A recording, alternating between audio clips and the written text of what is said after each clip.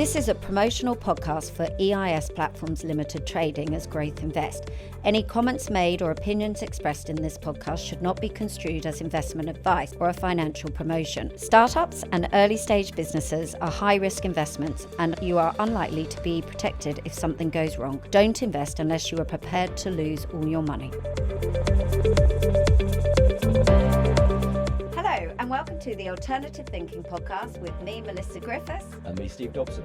The podcast that takes a deeper dive into the alternative marketplace and explores topical issues. Today, we're delighted to have back on the podcast both Simon French, who's Chief Economist and Head of Research at Panmure Liberum, and also Kallum Pickering, Chief Economist at Peel Hunt. Generally, then, we are feeling that at the moment, the UK, there is a positive story possibly to come, sort of moving more into our area with venture capitalism, capital markets, etc. Do you feel that there is potential growth, opportunity? We're viewed as undervalued. There could be funds coming over. I had something here, interestingly, on British pensions. Obviously, we've had a lot of IH2 reforms. We're very much focused on that side. There's all this debate now on where pension money is going to go, etc. But British pensions are very much geared towards the US, and that is a concern. Therefore, possibly it might be an opportunity to come back over here. Can we chat a little bit about sort of UK pensions? So there's a tug of war on this debate, and you've got two people on the sofa who probably sit on one side of that tug of war, but there are other people who go, well, the fact that your UK north of £3 trillion worth of pension assets, the fact that more than 50% of that is invested either in US equity, US treasuries, or dollar proxies, has been exactly the right place to be for the last decade or so. And therefore, I can understand why any suggestion that policy, either with a nudge or with something a bit more forceful, pushes the allocation back towards the UK, why that is very unpopular. I've always seen this as a sort of dynamic situation, which is first order. If you look at the track record of the FTSE or UK private assets versus the S&P or US private assets, yes, you have had legacy poorer returns. But there's parallels actually with what Kallum was talking about in the wider economy, with what we're seeing in investment markets. That has been against the backdrop of sustained outflows. So fund managers in the public realm have had to sell to deal with redemptions. What we have not seen is what valuations and returns, and crucially, and this is the bit where I think policymakers have failed to acknowledge, the degree to which both public and private markets can add additional investment when asset prices are rising. Because you would want to raise new capital. There's a lowering the cost of capital. It's incentivizing you to grow, to scale, to innovate. And we have generated a capital ecosystem in the UK over the last decade, I would say, where sustained outflows has created a doom loop of underperformance, under liquidity. If it is a situation now where we're going to get an exogenous shock in the US that means people reallocate back towards other markets, as Kallum identified maybe half an hour ago, that might be one catalyst for UK to outperform. The second potential catalyst is things like the pensions bill, the Mansion House Compact, ISA reform that may change the policy ecosystem to encourage UK asset ownership. And then there's a third one, which is more political, economic, which is the UK has actually turned the corner, in my view, in terms of the stability of its politics. That may be very famous last words, but actually you look at all the turmoil of Brexit, the mini budget, the pandemic. Whatever one thinks of the sort of recent local election results for the Labour Party, they have a four-year window now for the rest of the Parliament with a big parliamentary majority to push through some things in terms of productivity reform, structural reform, planning reform, huge impact, energy reform, which Kallum wrote a brilliant paper on a couple of months ago, to boost the productivity performance of the UK economy. Given that runway, international investors would be blind to that. And I think increasingly domestic investors will start to give some credit for some of those changes that are ongoing that should actually mean that that performance gap that has emerged over the last decade between particularly UK and European versus US assets should start to narrow. Yeah. So I would argue from the following perspective.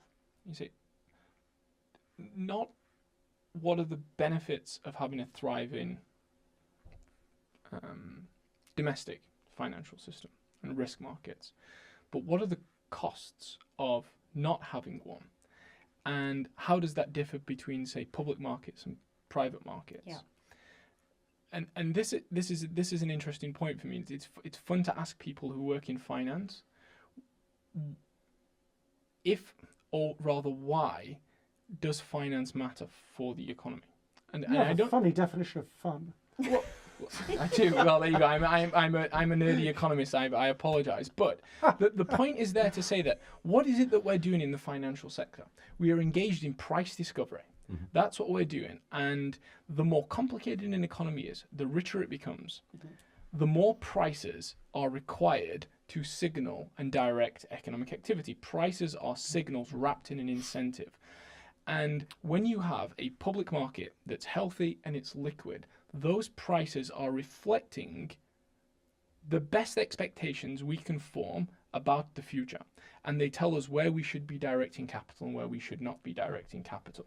And when the price formation is not happening in your economy as it should, that has real economic costs. Mm-hmm. If it's happening behind closed doors in private markets, it has real economic costs. And what you see is actually markets do exactly the thing they shouldn't do when it comes to thinking about prices. We don't reason to prices, we reason from prices, which is to say that when you analyze an investment, you should say, how much am I willing to pay for this? Then I invest or I don't. That's not how markets work. Markets see prices move, and they reason from the price change whether or not it's worth me buying or selling. And to my earlier point, most bubbles don't pop. Most bubbles create more than they destroy. Mm-hmm. You have an American administration this time around, in previous, which desires a healthy market where prices are rising, because whether it knows this explicitly or implicitly, rising prices attract capital inflows. They just do. And then that has real economic benefits. And so to make the case that a services economy that's globally oriented with a big financial system doesn't pay any price for not having prices in markets that are driven by sufficient liquidity to reflect genuine expectations about the future, to say that doesn't cause an economic problem is basically to say that we didn't generate any economic benefits over the past 40 years from having thriving capital markets, which I don't think anyone wants to stand there and make that case. And so you have to have a more holistic approach when you think about capital markets. The other thing just to say is twofold. First, corporations on public markets are a huge source of soft power. Just think about the Mag 7 in America. Right? We're moving into a world where increasingly soft power is going to matter, and the UK would benefit from having British companies that are healthy, that are of mega cap, without question. The second thing, and perhaps actually this is the more relevant point, it's to say that when I say we're a financialized economy, I don't just mean we have a big financial sector. I mean that everyone pays attention to what's going on in the financial system. Consumers reason from house price data whether or not it's a good time to spend. Small companies reason from stock market performance whether it's a good time to invest. And so if you were to prime the pump through whatever policy you like and get liquidity into the UK market and start to see the UK market do well, I think you'd start to see some very immediate spillover effects, and you wouldn't run into these problems where, well, pension funds or big investors will say, well, we should be in the US because we get consistently better returns. Yes, but that's come at the price of a 7% fiscal deficit in America. That's what's generated the growth that's pushed up the market. To say that it's okay for the Americans to blow bubbles and then attract the inflows, but we're not going to do the same. We'll just like good old-fashioned Adam Smithian economics play. Like, in the end, this is not the way the world works. No. And so you have to take the world as it is. And so my argument is just to say, don't think about the benefits, but think about the costs when this doesn't work, and I think the costs are just very clear. The other thing to say is just notice that our productivity weakness has coincided with weakness in our capital markets. Yes. It stands to reason that these two things are the same thing, if only to say that when we don't see our equity prices rise, that's the equivalent of saying to firms, your cost of capital is not going to fall over the medium term. Maybe it rises. There's also a social aspect to this. I mean, it's very easy to disappear down, as Kallum and I do, down sort of economic rabbit holes, financial rabbit holes. But think of the societal impact here of what has happened to Margaret Thatcher and Nigel Lawson's vision in the mid-80s of shareholder democracy. When the PEP was launched back in the mid-1980s, when you had the Big Bang and the privatisations, you had those stakes in society, meaning that actually everyone had a vested interest Yes. in good. I think you wrote.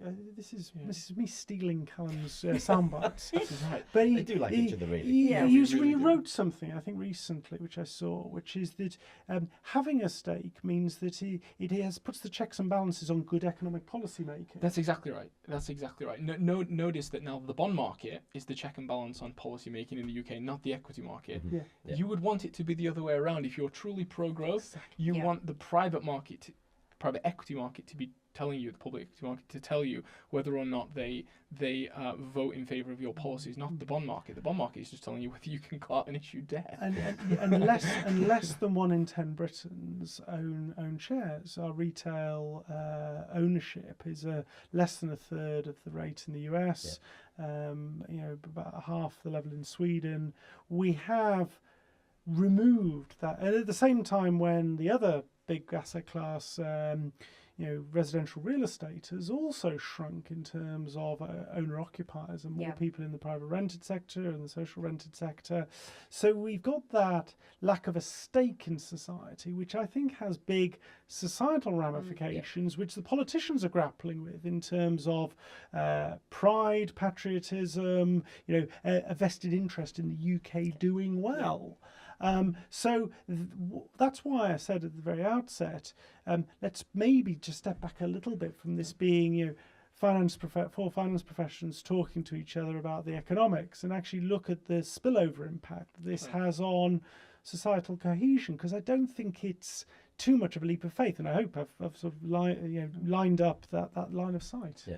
Let me add a cautious point, which is to say, it's very seductive to think if you could just force more capital, more cash into the UK market, that would solve your economic problems. The danger is if you don't match policies which improve the financial system with policies that also improve the real economy, you will in the end run into capital misallocation problems, which is a very, very dangerous situation to be in. And in that sense, there's Andrew Bailey at the Bank of England or the pension funds are absolutely right. So you have to see both.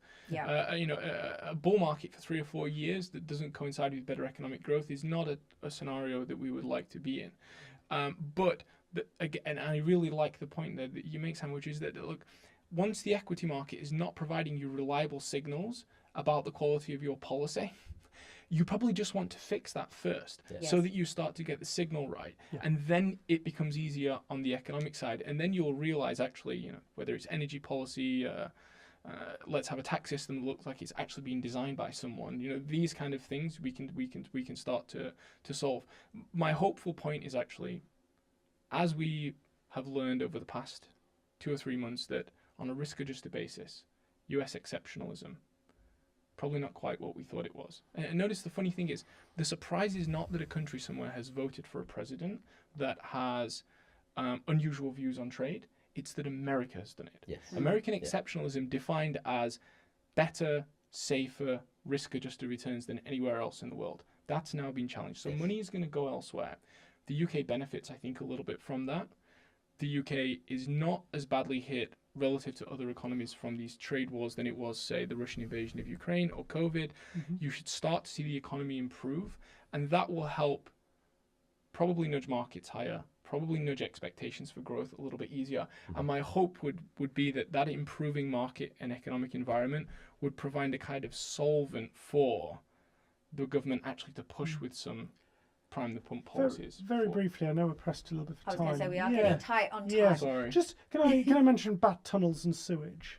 Just because I think it's tangential to what we've been chatting about. Because sewage, Thames Water would not have got itself on the verge of nationalisation if it had been a publicly listed asset. Public markets would not have permitted the financial engineering and the leverage that took place. So the story of Thames Water is some of the dangers of having an asset on that scale without the visible price feedback loop that Kallum so eloquently outlined. Then you may go, well, what's that got to do with bat tunnels? Well, even fewer price signals on HS2 in terms of this all sitting on the public sector balance sheet, and therefore actually the discipline to demand value for money. We've got benchmarks on building high-speed rail in the UK versus high-speed rail in France. Fundamentally, why is it 3-4 times as expensive? We've got benchmarks of building nuclear power, Hinkley and Sizewell C in the UK versus in France or South Korea. The fact that these assets rarely sit these days in the public markets with the price signals removes some of the discipline for value for money and for good economic policy making, and we all pay the price in the form of higher taxes. I have to follow up with a point there, which is to say, if you have high prices to produce something, you also have high prices to sell something. High prices are a prohibition for the public side of the economy, that is governments, to do something. They're an incentive for the private side to do something. So you take the high energy costs and the high prices, this makes it difficult for the government to increase energy supply. It provides an incentive for the private sector to do it. And so where it's expensive to solve economic problems from the government side, you actually have incentives on the private side if the government would just have the courage to step away. There's a whole podcast about faith in markets. I was going to say, I think. Are you angling for another invite? But this is the real paradox when it comes to these policies. Well, I think we could go on all day. Forever. Yes, and we're definitely going to have to get you both back on again and tackle a whole load more. We might even start doing regular with the two of you. I think would be great. So thank you both so much for your time, and hopefully we'll get you back on soon. Thank you both. To hear more, tune in to either YouTube on video or all good podcast channels.